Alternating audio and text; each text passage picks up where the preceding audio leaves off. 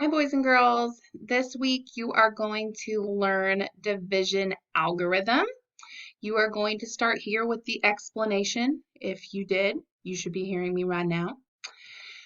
These are the videos you're going to use and the practices you're going to use this week. Your parents are very familiar with the algorithm. They might not have really known partial quotients last week, but they definitely will know algorithm if you need some help. But these videos, we're doing 2-digit and 3-digit this week. So it will give you some practice problems at the end of the videos, and then these will be the videos for you to check that work. Once you feel confident enough, you're going to go to the assignment. And it's very similar to last week. You have 4 problems to do. And again, you must post a picture of your work. If you don't, it's going to be sent back for you to post it. You can also email it to your teacher as well.